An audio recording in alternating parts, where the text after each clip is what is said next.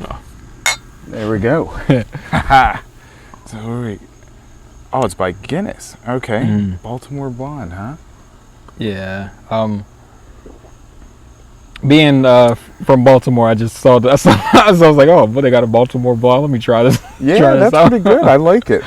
Yeah, like my favorite beers are like blonde beers, and of course, love Guinness. I mean, who doesn't love Guinness? Yeah, and I was thinking about doing like a. Do you like I wasn't sure, but like I guess what do they call like lagers? Oh like yeah, the lagers. darker, Yeah. Yeah. Yeah, I like those. Yeah. I'm not a huge fan of IPA style Me either. beers. Yeah. It's just too much beer for me. Yeah, I'm not a fan of it either. Yeah, it's like too much. It's something about it.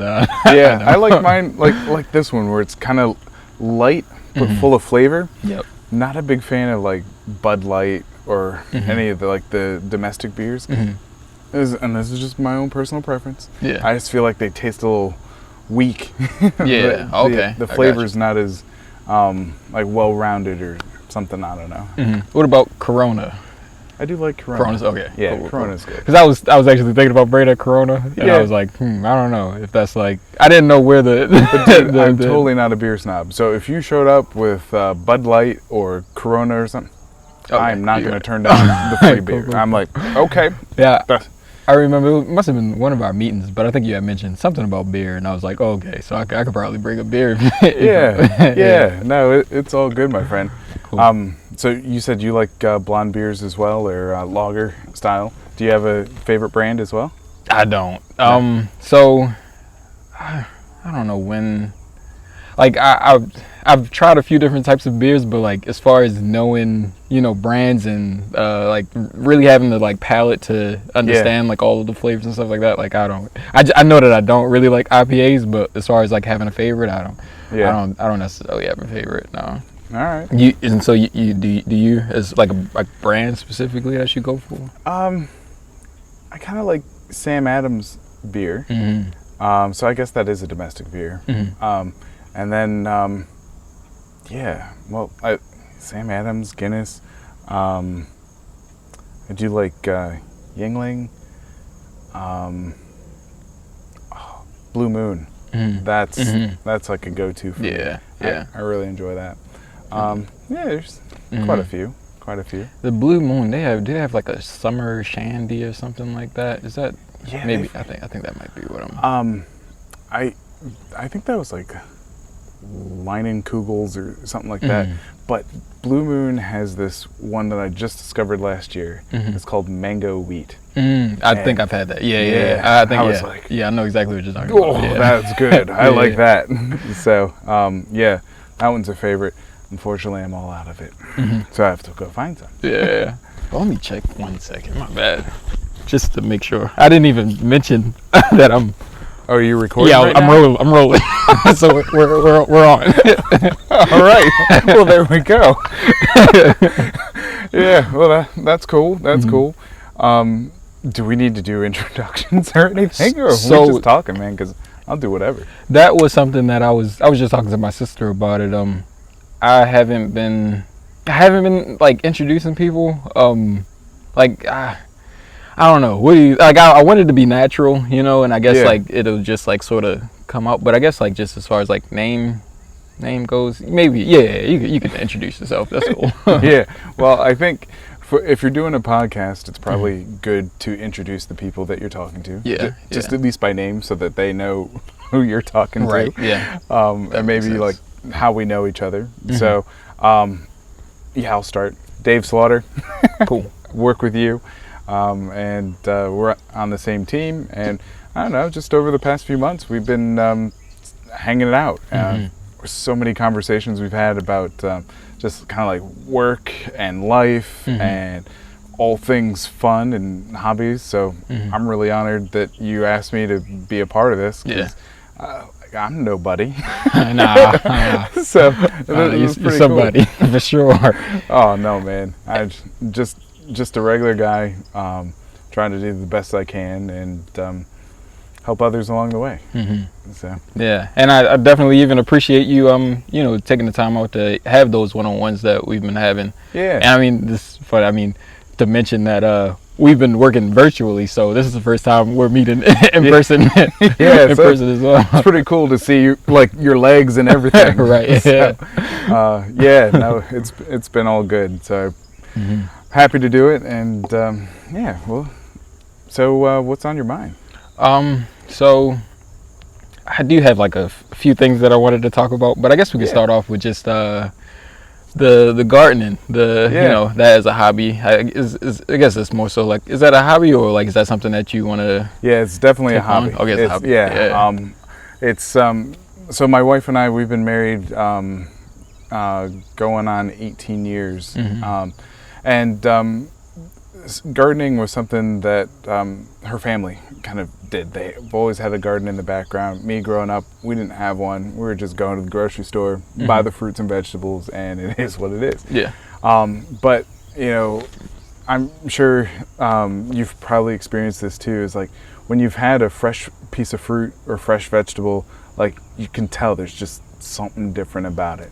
And so gardening has always been a hobby and will continue to be a hobby for us. We've enjoyed the flavors and the taste and just learning how plants work. And, in today's day and age, when we talk more about sustainable living and all that stuff, excuse me, I believe in all of that, but that's not why we're gardening. Yeah. Though it is sustainable, it really is just a hobby and something fun for us to do. That's nice.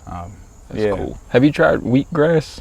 No. Yeah. I haven't. Have you? That was the one thing that I've grown that I like actually could consume. Okay. Yeah, no, it was pretty cool. So I I would blend it with like a NutriBullet, and then I used sort of like a filter to like because they say that like I think the fibers are like really strong for us, so it can like upset your stomach. So I just filter it through like a little bit.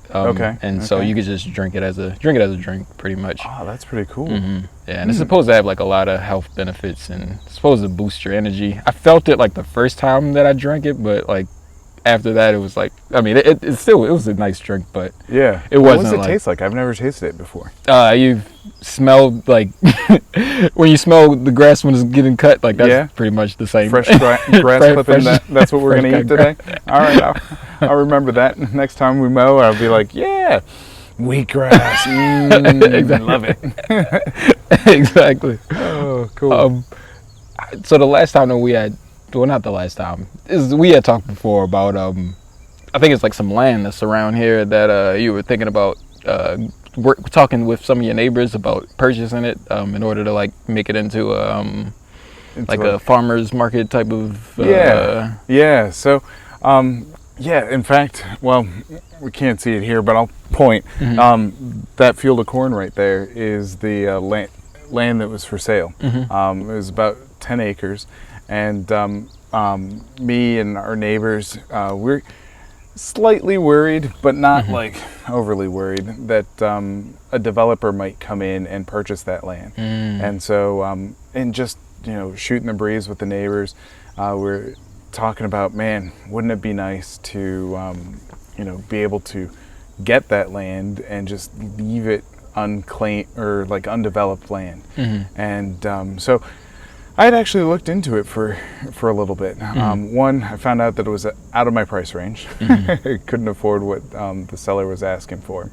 But that didn't keep me from thinking about how the land could be used, and potentially how somebody else might be able to acquire the land and then us use it. And so I had a plan to work with our local township and community leaders and stuff to see if we might be able to develop a community garden there.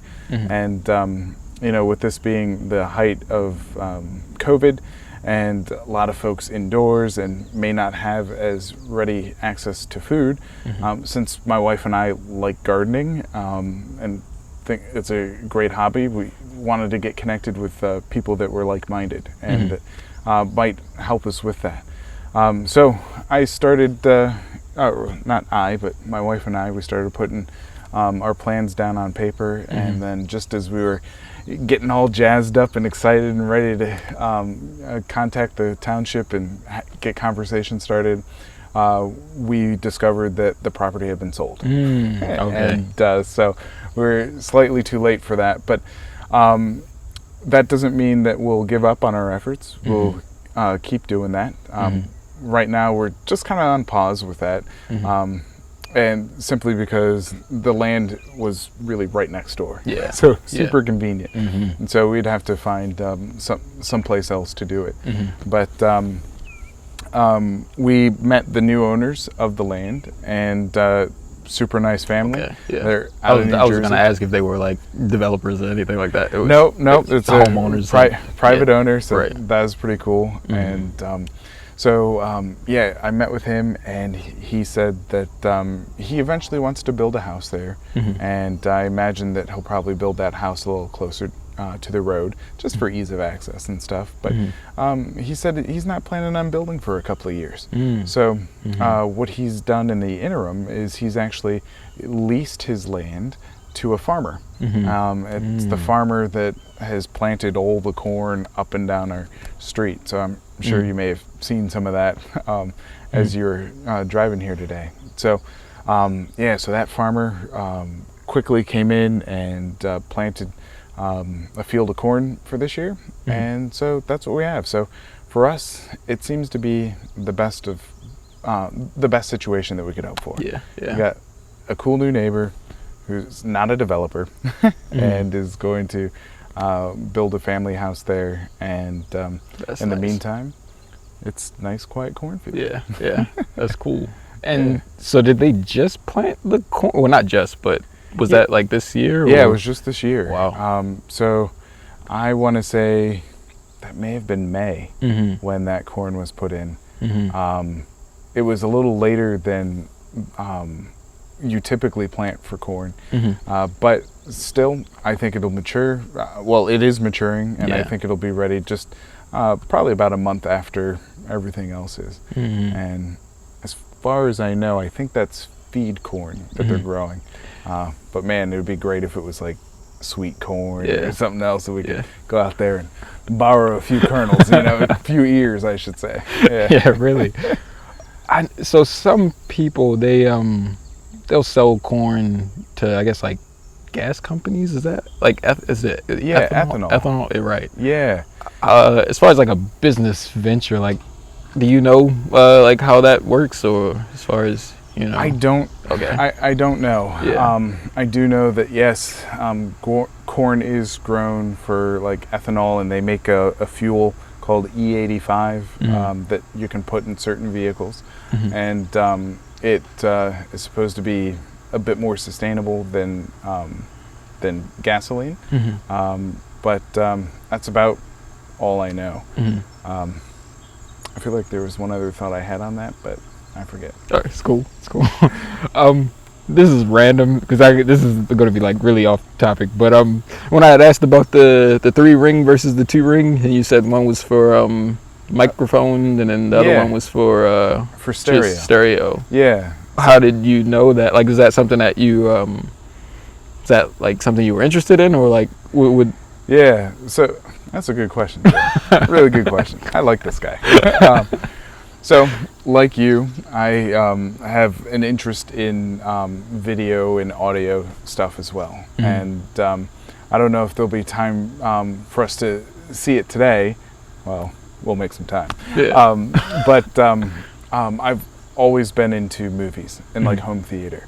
And so I think kind of along the way of being in the technology field, you kind of you kind of turn into that tech gadget guy, and you're always messing with something, and you learn stuff and figure things out. And so knowing how that cord works is just something I picked up in trying to do like home theater setup, or just messing with audio or video, and, or trying to, like back in the day, get TV signal through my computer by installing like a TV card like into the big tower. Yeah, that takes me back. But but yeah, cool. So personally, I enjoy like movies and cinema and just like that home theater experience. And here I got to build out one in the basement. So when we moved in, the basement was unfinished, and I needed something to do. Yeah. So talking it over with my wife, she enabled me. We decided together that we'd put a home theater down in the basement. Cool thing is that I got to design it myself and build it myself. Wow. And so we have a ton of good times down there, and we affectionately call it Slaughterhouse Cinemas. Yeah. So yeah. And I was thinking, I was gonna say, I don't know if I said the slaughter or you call this the slaughterhouse, right? Or But I was gonna say this is like the slaughter estate, because this is like a crazy property, man. This is nice. Oh man, thanks, dude. Yeah, we just kind of came across it. Like where we lived before was, for me, it was a 2-hour commute each way to get to work. Yeah. So yeah, spending 4 hours in the car, taking a ton of time away from family. Yeah. So we knew we needed to make a move, and so we looked all around in the area. We were looking in Delaware, we were looking in Maryland, here in southeastern Pennsylvania as well, and we found this spot, and it's just under 6 acres, and it fit right within the budget, and it was like around mid-3s, I think, or so. For the house and like all the land. And for us, we've always envisioned your home as like that relaxation point. Yeah. That place where definitely. Yeah, you can't wait to get there. Yeah. And like when you walk in, you're like, just like we're home. And we like having neighbors, and we like all that. But when we came out here, we're like, man, this is like the perfect spot. Yep. Yeah. It's like nice and quiet. It's kind of rural and stuff. And there's like just enough space between neighbors as well. Yeah. So yeah. So yeah. And I don't know if you saw it or not, but but within like 2 minutes of here is like a beer station, Dunkin' Donuts, a grocery store, Starbucks, Salad Works, CVS, a hospital, and within like 5 to 10 minutes is like Wawa and Lowe's and like other stuff. So yeah, perfect. My grandparents, they live in Amosville, Virginia. Okay. And their closest market is like maybe 30-45 minutes away from their house. So like and like the restaurants and stuff like that, like super far away. So it's like this is definitely like that perfect in between, as far as you get the space and the like almost like country living kind of, exactly. But then you're still close to everything else. I mean, what sold me on the house was like when we were walking through it, I was curious just to know like what kind of internet service was available here. And, I mean, that's such a lame thing to like be thinking about, but I was like, well, if we're going to be here, is it like cable or is it Fios or satellite or something? Because we are kind of like out in the middle of nowhere. Yeah. And man, I was surprised that I could get Verizon Fios service here and get gigabit internet service here. Yeah. And so when I called and found that out, and Verizon was throwing a dope special on right there, I was like, sold, we'll take it, wrap it up. So yeah, it's been cool. Like you said, this property is kind of like that right blend, and the fact that you got solid internet access is huge, especially in these COVID times. Yeah. That work from home lifestyle. Yeah. How are you doing with working from home and stuff? Like, do you find yourself going into the office a little bit more now that it's open, or are you like working from home more? So still home. Okay. And I think we had talked about it a little bit before, but as far as that being in the environment, being around like in the atmosphere of the job, I don't know if I should say like the name. I don't know Yeah, if that's we'll okay keep to it say it or not. anonymous for now. Yeah. But Yeah, we work. right, yeah. But being in that environment, I feel like that it's good to keep me motivated, I guess, and it's a certain like drive. It's a certain energy that you get when you're in the office versus being at home. Mm-hmm. So I think I have to almost, because home is, I guess you tend to get into the mindset of like relaxing and just being off. So I have to change the way that I think sometimes, as far as like while I'm working, being able to stay at that focus level. Yeah. So I do feel like I was having a little bit of challenge at a point, as far as keeping that same drive that I have in the office versus being out of the office. Yeah. But since we had that the issue with the seating, I haven't been able to go back to the office just yet. I mean, I did go back when they were like letting us go back for the like that little time period, but yeah, now that we aren't like allowed to go back at the moment, so Yeah. I do look forward to going back soon. Yeah, I'm kind of the same way. Like, I don't know, I'm all over the place. Yeah. Like, Yeah. I think during the thick of COVID, before return to office was even a thing, I was like, I'm kind of tired of staring at my four walls of like my little workspace. But then I also was like, I don't necessarily want to go back. I'm right. To the office. I'm sort of in between. But I like the option. Yeah. So if I was like, you know what, I need some FaceTime with Tim. Like, maybe we're gonna work on something together or whatnot. I could just like call you up and be like, hey, do you think we can meet at the office today? Go over this stuff and just kind of get it done. And then like once we get there, like we do our thing, and then you can just like leave. Right. Yeah. Once that's done.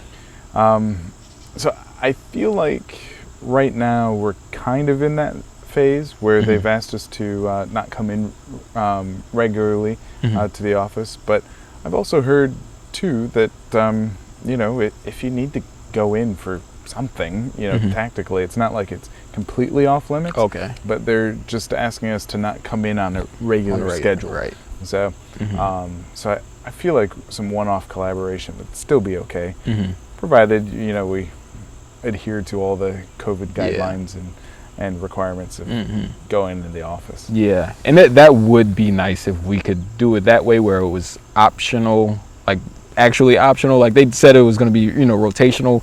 Yeah. And I was thinking when they said rotational that it would be a little bit more flexible, but when like it was just like these strict days, like this is when you go and this is when these people go. But yeah, it would be nice if we could just decide like tomorrow. I'm like, yeah, I want to go in the office tomorrow, but I don't want that is definitely that would be nice. Yeah. So we'll see how it goes. So I was we were talking about like living in home and everything. So I know that you went to school in Florida, right? But you're from I can't remember exactly where I'm from Michigan. Michigan, right? Yeah. I knew it was something like that. I didn't want to mess it up. Yeah. So grew up in the Detroit area, and my dad worked for General Motors for nearly 30 years, and so Detroit's where what I consider home. Though I was, fun fact, not born in Michigan. I was actually born in Kansas. So, but I don't really remember much of Kansas living. Pretty much all I know is growing up in Michigan, and then for a couple of years, my dad's job took him to California for a little bit, and so we lived in Southern California for a couple of years before moving back to Michigan. Nice. And then I finished school in Michigan, and then it was time for college, and ended up going to a small college down in Florida. And then come senior year and graduation, needed a job and got my start in technology here in Pennsylvania, and I've been here ever since. Yeah. So I do want to talk about the tech, but and your start in like college and everything like that. But I do want to ask, your dad, he was working at General Motors. What was he doing there? Yeah, What so was his? he was kind of like a product manager. Mhm. So he was definitely he was in management for GM. And did he go to college or Yep, did he? yep. Yeah. He did go to college. And he went to college for like business You or? know, I don't know. I Mhm. forget what he went to college for. Mhm.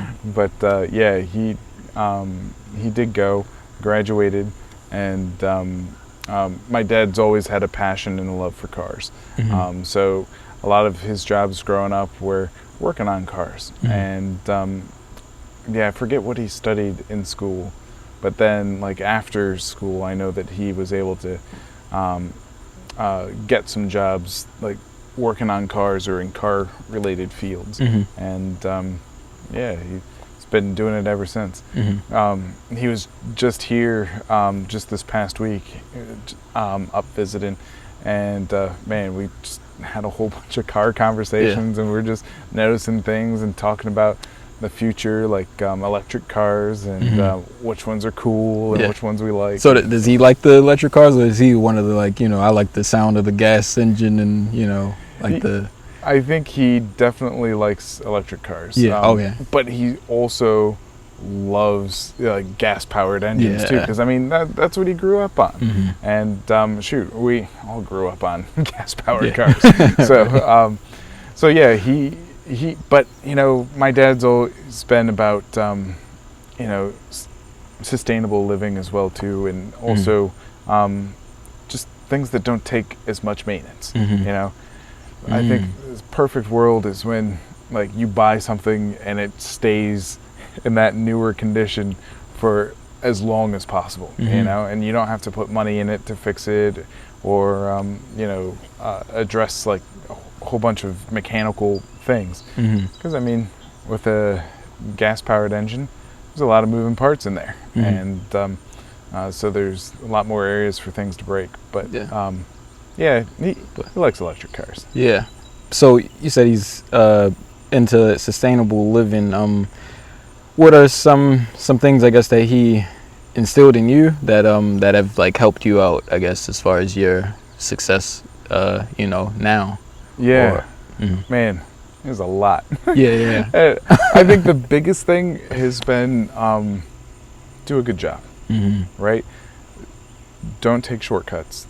Like, it might take longer or it might cost more, but do it right the first time.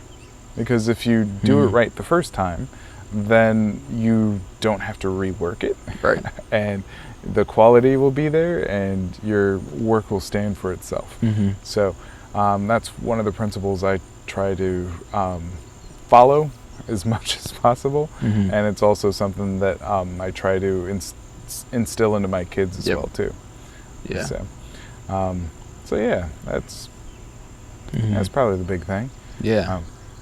And going to college, like that path, was that how did your parents, did they want you to go to college? Like, was that something that they really wanted you to do and that was instilled in you, or was that like more of a decision on your own? Or looking back on it, my parents, they preferred that I went to college, but it wasn't like, but it wasn't like you have to go to college and you must graduate with this and so on and so forth. My parents, they're both college graduates, and so of course they would want to see me follow in that path of continuing the education and stuff, because it was a lot about the school that you went to would help you secure a good job. And now things have changed a bit in the marketplace. Now it's education is still very important, so I'm not saying that, but it is also not only your education but your real world experience too. That's a big difference. So I know that where we work, that they are more interested in how you think rather than the education that you have listed on your paper. And also not only how you think, but also the experiences that you've had. So really kind of looking at that more holistic approach of a person rather than just what school they could or could go to. Right. Yeah. Yep. Yeah. Yeah. Yeah. I think that's a great thing. I feel like it seems that a lot of companies are going in that direction now, because a lot of people, I mean, of course, you can go to, like one of the big name schools, and like, and the education might be really good, but someone can go to, a small school, and maybe they don't have like the best teachers, or they might have had really good teachers. Like it varies, Yeah. But just as far as picking up skills, and your drive to learn, and your ability to like learn, and how interested you are in certain things, that's really important as well, because of course, like, someone could go to Harvard, but someone else could go to like me, Morgan. Yeah. But that person can still have those same abilities as this person that went to Harvard. It's just, as far as opportunities, and Yeah.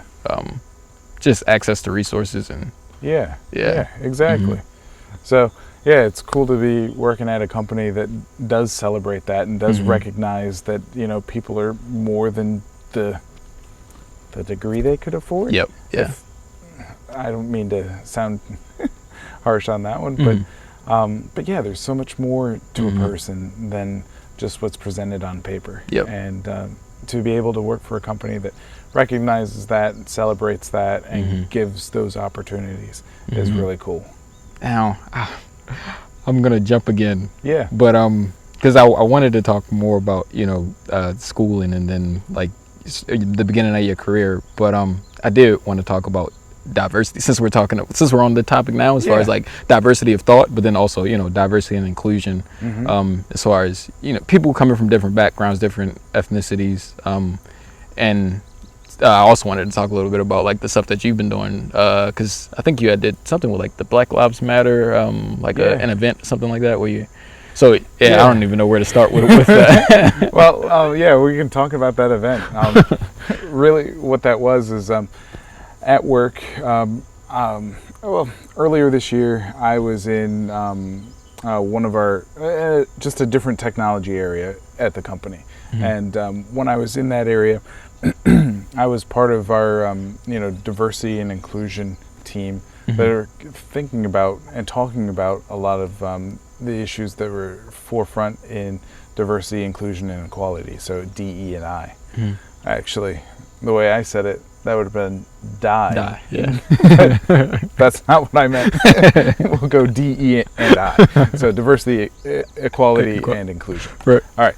So so with that, this I guess takes us back to 2020, and we're getting towards the end of the year, and George Floyd's murder happened in 2020, and a lot of conversation came from that at work, from both our senior leaders, and then also all throughout the levels. And so as a DE&I team, we wanted to know what are some things that could be done to make sure that the conversation doesn't end, that it doesn't end up stalling out like so many other DE&I initiatives, and people lose track of it or stop caring, and so on and so forth. Yeah, and not to cut you off, but it does seem that way. Like a lot of times, something an event may happen, or like something tragic will happen, and we'll talk about it for a few months, and then it's just like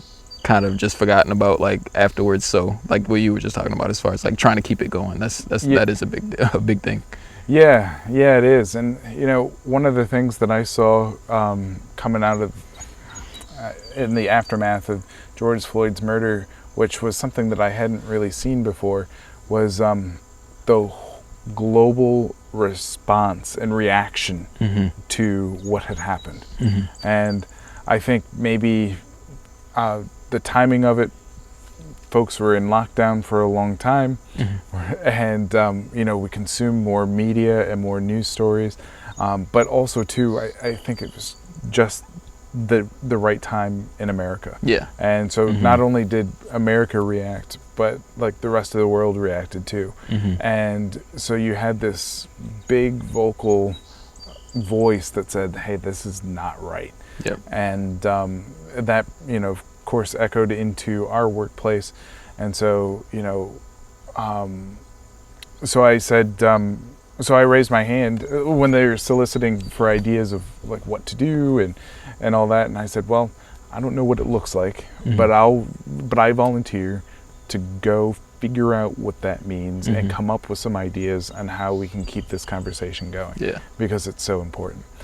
And so as I did that, I've got another good friend at work who he and I have partnered on so many different things, and I kind of like volunteered him, and also kind of as a friend jokingly told him, so Volin told him that he needed to work with me on this, and so we did.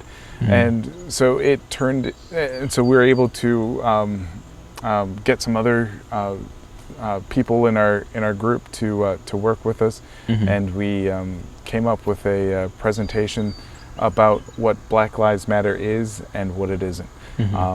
The organization itself means a lot of different things to many different people, and the organization itself, it has some principles and things that I don't necessarily agree with, but I think it was important that we kind of talked about what the message was that they were trying to do. Right. And so our presentation was, what it is and what it isn't, and we weaved in some very personal stories and experiences into there.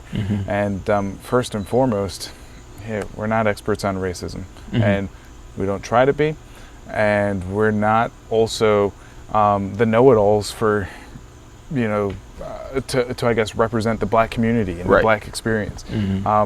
Everybody's experience is different, and if you want to know more, then you got to get up and research, Google, like find out what's going on. And so we brought a really frank and open and somewhat controversial conversation to light. And we had an opportunity to talk about that in front of our entire technology group, which had, I think there's just under 10,000 people in that group. And so we had support of our senior leadership and to give the conversation and to support us in what we were doing. And it was really successful. And so following on the delivery of that conversation, which was like in June, just a couple weeks ago in July, we had a follow-up like Q&A panel for a group of colleagues that were down in Houston. And the way that panel went was just an informal conversation. It was designed for people to ask us questions and for us to talk about issues. And again, there was also some sharing of really personal and heartbreaking stories about about some of our colleagues that have experienced police brutality and mistreatment, and what the effects that they're still wrestling with and dealing with that even today. And so that conversation was a really, it turned out positively, but yeah, it was a little tough at times to kind of keep going through it, but it worked out well and is well received.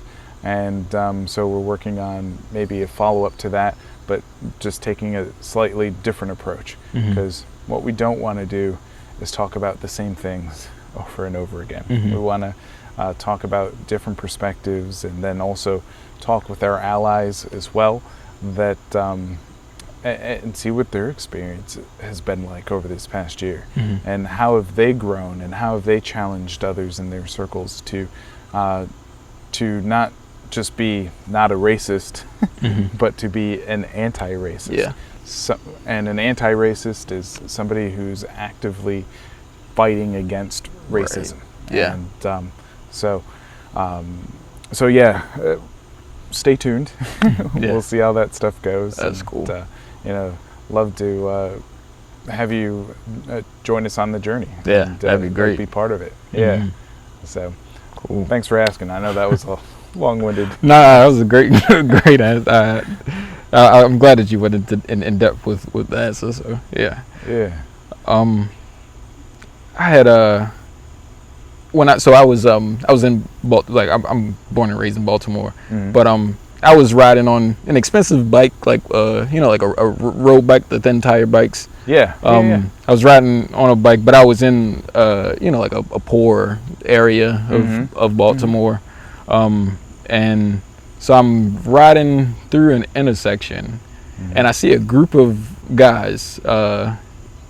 And they were like, I think it might have been like four white guys in a car, and they were staring at me like as I'm going through the intersection, and I'm Yeah. looking at them because I'm like, like what like, do I know these people? Like who are they? So I continued to like ride up the street, and they did a U-turn, and they had got out the car.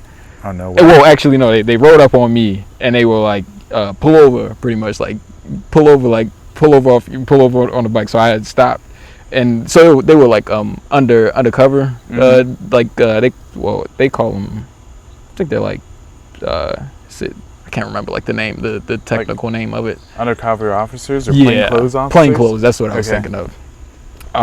And so they were like pull over, so I did that. So then it was like four of them. They got out of the car and they surrounded me, and they were like, get off the bike, pretty much. And I was like, why do I need to get off the bike? Yeah. And they were like, get off the bike, or we're gonna take you off the bike, pretty much. Like, no way. Yeah, they got a little aggressive. And just like riding your bike down yeah, just riding my bike. And so they had they started to like search me. Yeah. So they were like searching my pockets. I had a book bag on, so they were like looking through my book bag. Yeah. And I don't know if they must have like took my phone or something like that.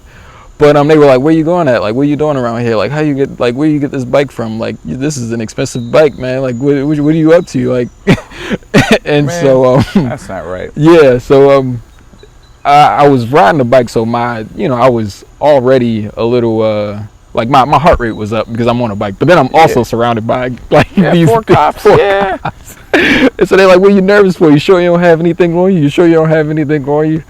And I was like, no, like I'm just riding to my girlfriend's house. And they just didn't really believe me, but I don't know what happened. I guess they just, because they didn't find anything on me, they were just like, oh yeah, you fit a description or something like that. Like he looked just like the So like that's what happens, man. Mm-hmm. Like apparently all of us, we look the same. Yeah. And I said a few moments ago about how a colleague had a deeply personal story, and her story, to not go into all the details, but it was a case of they got pulled over. An officer said her husband fit the description of a guy, pulled him out of the car. He had some money in his pocket. They put the money on the hood of the squad car and let it blow away in the wind. And they took him down to the police station and sent the wife home. She got home. She was, talking to her mom, and her mom's like, "You need to go check on him." And our colleague was like, "No, I'm sure it's fine. This isn't, 1950s, 40s America. Like, there's no way that would be a problem." But she's like, "I'll go and check." And it was a good thing she did, because her husband had been severely beaten and abused by these officers. And it was caught on video. Wow. And they beat him so bad that they broke his neck. Oh, and he's laying in his cell, like crawling out, crying out for pain.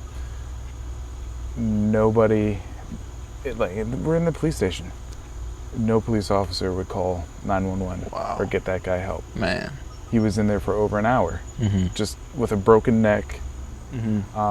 There was an officer that called a supervisor, who called like the captain or the sergeant in charge, and the sergeant, finally authorized them to call an ambulance for the guy and have him looked at the hospital. But yeah, I wish I could say that we live in an age where you don't have to be fearful of the police, and when that you could just ride your bike down the street, like no big deal. Or you could drive your car, and you know, if you're speeding, okay, you get caught for speeding, and you get your ticket, but that you don't fit the description of another black guy that you know, may have been minding his business, or maybe he did commit a crime. Yeah. But like, you just don't stop and search every black person you see just because they fit a description of being black. Shoot, what would that be like if we did that? Oh, well, you know, stop and harass like every white person we see, or Hispanic person that we see, or insert race here that you see, just because they fit the description. And that description, in this case, being black or white or whatever color or race. And it's just sad. I'm sorry that that happened to you. Yeah. But so how did you leave it with the officers? Did they like let you go? Yeah, they were just like, you know, like, oh, and I felt like they were just using the "you fit the description" as an excuse. Yeah. So they were just like, oh yeah, we had a poster up at the department, and you looked like the guy, something like that. Hey, look, show me the picture. I know you got a cell phone and you took a picture of that. Like, show me the picture. And I was, yeah. So yeah, I figured it would probably I didn't fit any description. They just probably assumed because I'm on a nice bike, I'm doing something that I'm not supposed to be doing. Yeah. Just sad, which is why we gotta rethink about how police departments police. And I know defunding the police is a big buzzword out there, and it's not saying that we don't need police and that police should go away. No, we absolutely need them. Man, I am a firm supporter of our police department, and I know that most of the officers that are out there, they care about the community, no matter what color, what race you are, and they want to see policing done in the right way. But unfortunately, it's those officers that don't share those views that are giving police departments and police as general a bad name. So, defunding the police isn't, like I said, about taking away and getting rid of the departments, but it's more about like reimagining what they can be, and how they operate, and bringing other social services in along the ride to assist them in all these different situations they find themselves in. So, our police, they do great work. Yeah, and that's what I was going to say, because it's such a difficult topic, or like such a difficult thing to do, defunding, because a part of, especially in Baltimore, part of like the issues with the police department, I think it comes from them not being paid well. So so a lot of them, they'll like, there was a big it was like a big case where some police officers, I think they got arrested because they were stealing money from drug dealers and like people in Baltimore. So like they would go in, and I think they would like either plant evidence on people, or like they were doing something where they were like raiding houses and stealing a lot of money from people's homes. But I'm not saying, like, I guess now I'm giving them, making an excuse like they're not getting paid enough to, but I think that like it's such a difficult decision to make as far as what we should do about it, because it's like, how do we know the long-term impacts when we're making a decision now, based off of like what we're seeing, but like, how do we make a decision now that can impact something that we might not necessarily see the effects of it until 10 years, 20 years from now? Like, how do you make a decision like that? Well, the answer is you don't know what's going to happen in the future. But what you can do is look at where we're at today. And I think the big conversation is that we're looking at where we are today, and we know something needs to change. So this seems like it's a reasonable thing to do, to take some of the load off of police officers' plates and spread that to community services and organizations that are a little bit more prepared to handle that. And and that's that's the true meaning of defunding the police. It's like help Right. them out, Okay. right? Yeah. So yeah, I don't know if it's going to be successful or not, or whether it's going to fall on its face, but you got to try somewhere. Right. And okay, and then now I forgot about that side of things, because if you stop giving the money to like the police department, you put it into communities and you put it into like recreation centers and certain stuff like that, where like you're helping people, put it into the education system, you know, because like a lot of the issues they've spawned from just kids not necessarily having like role models or like access to certain resources, so they end up spending a lot of time just outside in their neighborhoods, then like and then also just like who you have around you, so like there's just a lot of issues pretty much that like that could be benefited by putting more money into those things rather than put it into this stuff. I get that point. Yeah. And man, there's so many different dimensions of this conversation that we could have and go down. But sure. With defunding the police, it's really about just kind of reallocating funds to some other community services that can help. Yeah. But so to answer your question about, hey, how do you know if it's going to work? Well, we don't. Yeah. But we're all in agreement that things probably shouldn't continue the way that they are right now. So we're going to try this and see what happens. Yeah. And but I'm all about reimagining things. Like if we can figure out a different way to do things, then okay, let's do it. But either way, it needs to stop with people being murdered by police officers. Yeah. Definitely in the black community, but in other communities as well too. That's got to stop. There's just no way, under any circumstance that I can see, unless the police officer's life is in mortal danger. Right. Should somebody be murdered by by a police officer? Anyway, that's that. Yeah. And so I guess this is a good transition. I had mentioned like role models and like kids growing up in certain environments where they they don't have the resources, or they don't have the I guess access to, they don't even know what's out there. They don't even know the opportunities that they have, because they only see what they see pretty much. And so I guess one thing I wanted to ask you was, how did you develop, I guess, your mentality where like you just you go to college and like you working in corporate world, and like I guess a part of it was because you saw it in your father. Did you have any other, I guess, role models growing up, or? Yeah, I'm sure there were. But I don't know. I think my dad played probably the biggest part. But for me, wanting to help others and give back, I think it's just part of my DNA of who I am. But also too, it's something that I've learned and realized is that if you want to be successful, you can't do it by yourself. You need others to help you. Yeah. And the way to get others to help you is to help them, and not do it for your own personal gain. Right. To like genuinely want to help others succeed. Right.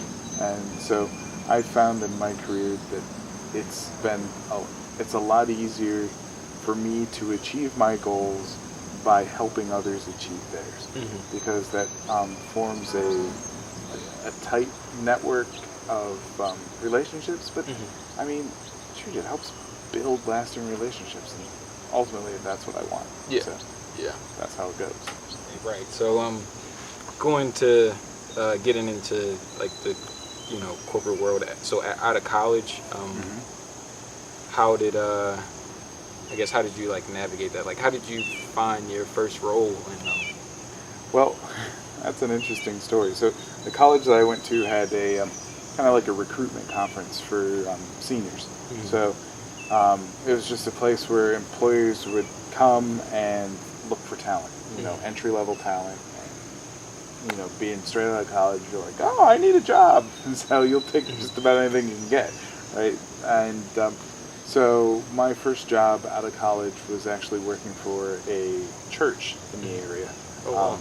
It was it is a larger church, and they just had, they had technology, but some of it was old and outdated, and they needed somebody to just take charge and lead and have a vision for how it should work and see that vision take place.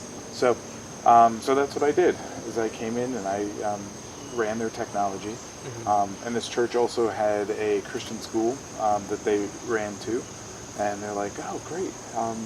Now that you're here doing our tech, maybe you could do not only tech for the church, but tech for the school as well. And while you're doing that, maybe you could teach some classes in the school too. Yeah. So I did that. Nice. So I did that for a few years until I met my wife, and then left that job, and well, through many years, here I am. Yeah. So that's how I got my start. Was just at a recruitment conference, and yeah, landed a job working at a church. Cool. And so when you first started up at the firm, Yeah. Were you a developer, or what was your role? I was a architect, or technology strategist. So basically, it's a job or a role that helps set the direction for teams. So like, I think about our development community or developers, and they need to build apps, right? And but there's a lot of different ways that an app can be built.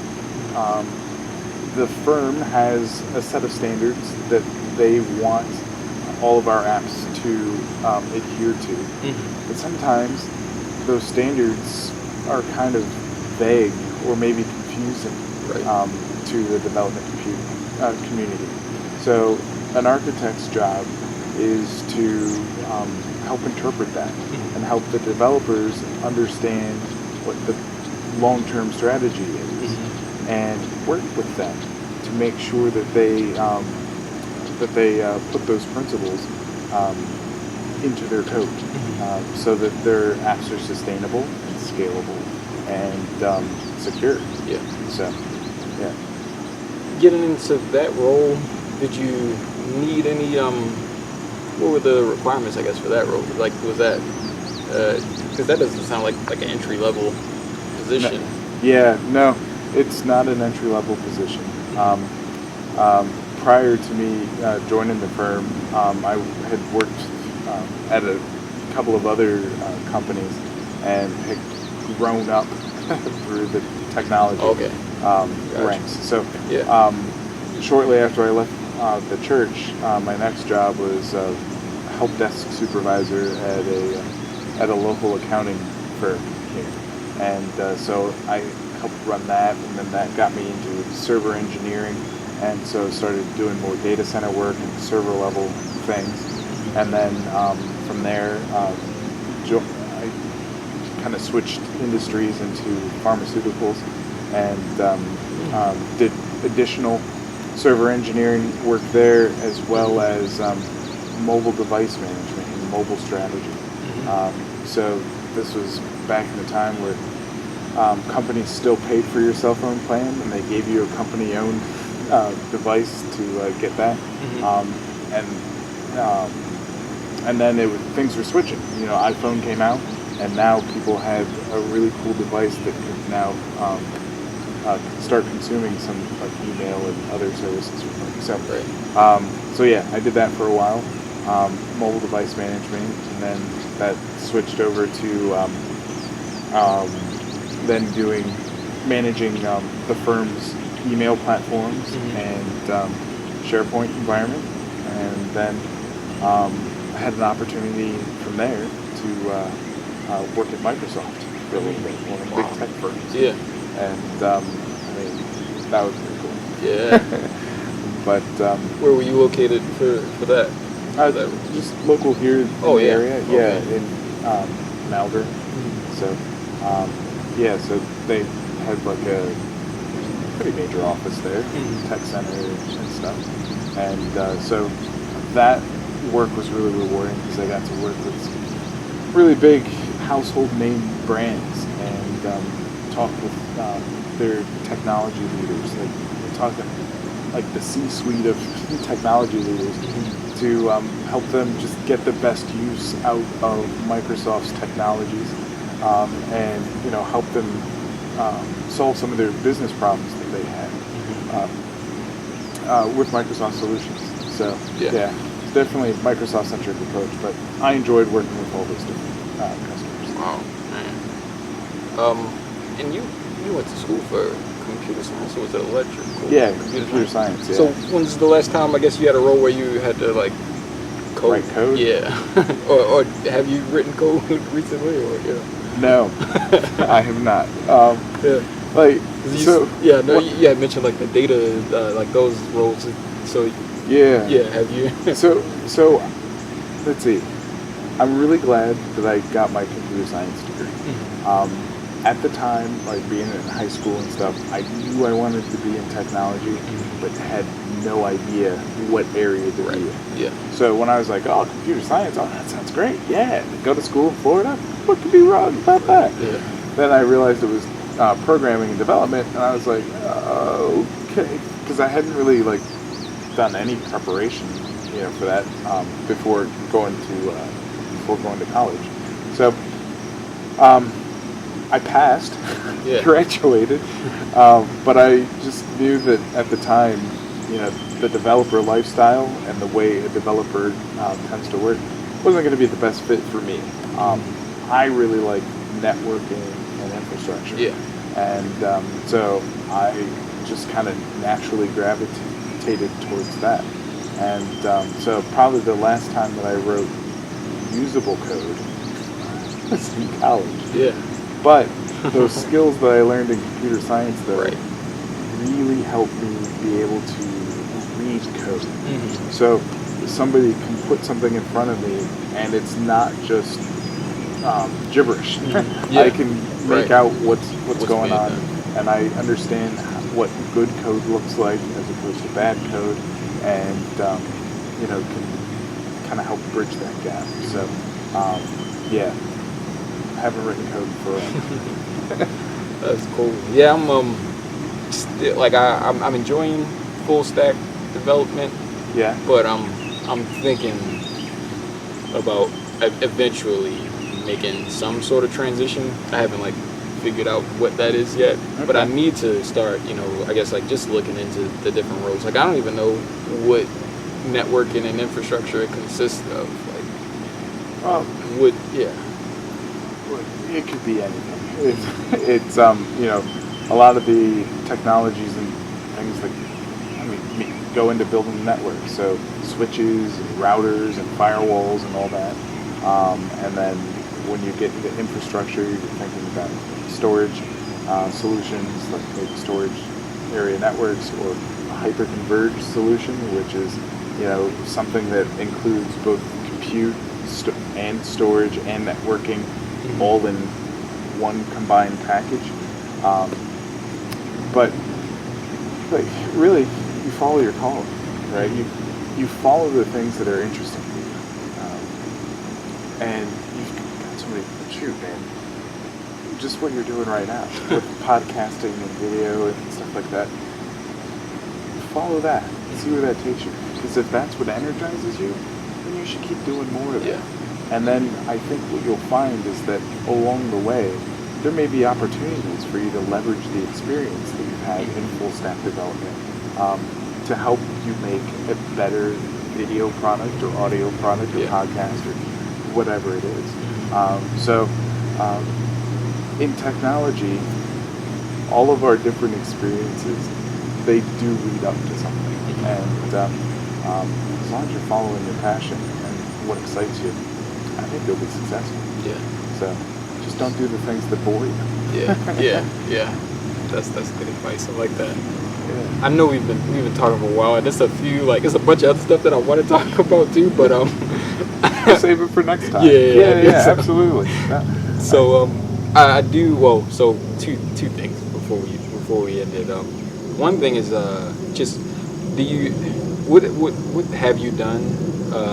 What are some key things I guess that you've done so far within your career that's like kept you focused and on is passion, I guess, like you had said, make sure that you do what energizes you and make sure you keep doing what you're passionate about. Is that like I guess one of those things that kept you into it? Yeah, it was. I think the bigger principle for that for me was, figure out what I want to do and then go and pursue it. Mm-hmm. And so that changed my relationship with work and career. Because before it was, I need to find a job. Mm-hmm. Now it's, I want to find a role, something that will help me get closer to my ultimate goal one day. And so now that I've figured out what I want to do, that means that I can take a look at that goal and say, all right, well, what might I need in order to achieve that goal? And there's a bunch of different aspects in technology that anybody can go and explore. But I've just kind of taken charge of my career and said, well, I think I might need these skills and these experiences and, exposure to these types of business principles or so on and so forth. And so I find roles that will help me get those things and acquire those things and learn and grow. And sometimes I fail and, that happens. But the big key is like, if you do fail, what did you learn from it? Like, how will you avoid making that mistake in the future? Yeah. And so as long as you've got a takeaway from that, something what you learned and to look out for, then you won't repeat that same mistake again. Yeah. And you've now learned something from that failure, and now you can go and do more things and have that experience to back you up. Yeah. And I guess that was advice there, but I try to close with some sort of advice, I guess, that that you could give to I guess like someone in the inner city that might not have access to all the resources, I guess, or they might not know all of the opportunities that are out there. I guess like just advice to them as far as keeping staying on course and figure how to become successful. Well, success is a journey. Define, yeah. Yeah, right. And success is always obtained in stages. So what looks like success to you today, you will do everything that you can to try to achieve that. And then once you've achieved it, you'll keep looking ahead like, man, this is good. I learned a lot here, but I think I kind of want to be over here doing this, and I want to try that. And so then you'll put your energy and your time into chasing that. So success isn't something that you arrive at over time, because it's not something that you achieve all at once. It's something that you accumulate and arrive at over time. And as you look back at all of your different experiences, you'll see the things that helped you get to where you were. But hey, if you're just looking out and just trying to get started, find a role model. Find somebody that you can be open and honest with, and will help challenge you in a good way. Yeah. And I'm happy to offer whatever advice I can and help whatever I can. You can find me on LinkedIn. I think I'm at Dave Slaughter. I don't know. But I'm on LinkedIn. And I'm happy to help there. And do whatever I can. Cool. Well, thanks a lot. Yeah, Tim. I appreciate it. It's good talking to you, man. Thank you again. The honor is mine. Man, I really appreciate you giving me this time and being even open to doing it. So I really appreciate it. Yeah, no problems, buddy. Thank you. Cool. Dude, that was awesome. That was great. That was perfect. Yeah, that was fun. And dude, there's so many more things we could talk about. Yeah, that's what I was like, man. It's like so much stuff that I wanted to get on, but Yeah, like we could do like home theater stuff and Yeah. DIY stuff. We could take a walk through the garden. I have um, I have a gimbal. Well, it's a smartphone one, but it might be able to support one of those cameras. And